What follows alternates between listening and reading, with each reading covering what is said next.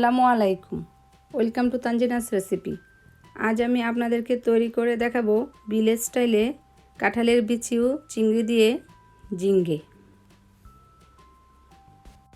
চলুন তাহলে শুরু করা যাক।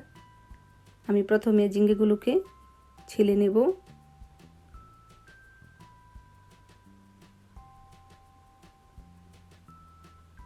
ভালো করে ছিলে নিতে হবে। তো এইভাবে করে আমি ছিলে নিচ্ছি সবগুলো। তারপর ধুয়ে কেটে নিতে হবে।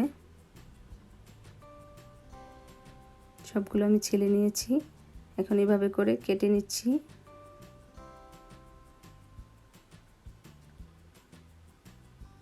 এখন এগুলো আমি ধুয়ে নিয়েছি। তো প্যানে তেল দিয়েছি, এখানে আমি 3 টেবিল চামচ তেল নিয়েছি।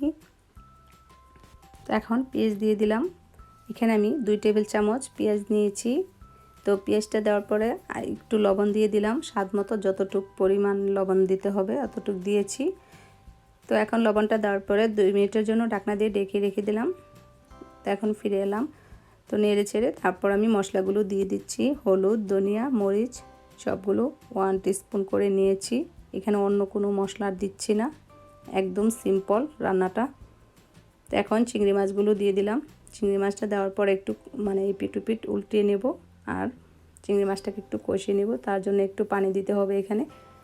তো এখন একটু পানি অ্যাড করে তারপরে আমি ঢাকনা দিয়ে ঢেকে রেখে দিব 2 মিনিটের জন্য।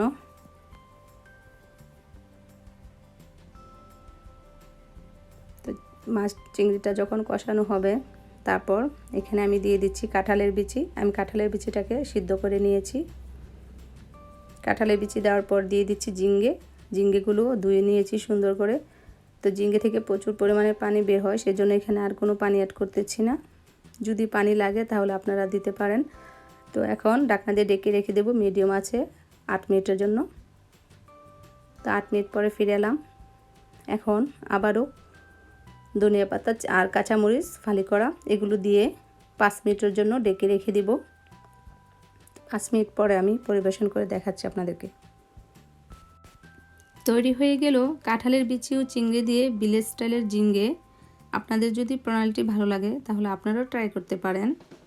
আর আপনারা যদি আমার রেসিপি দ্বারা উপকৃত হন তাহলে প্লিজ আপনাদের ফ্রেন্ডস এবং ফ্যামিলিদের সাথে শেয়ার করুন এবং আমার চ্যানেলটি সাবস্ক্রাইব করুন। আর আমাকে কমেন্ট করে জানাবেন কেমন হয়েছে। সবাই ভালো থাকুন, সুস্থ থাকুন, নিরাপদে থাকুন। আল্লাহ হাফেজ।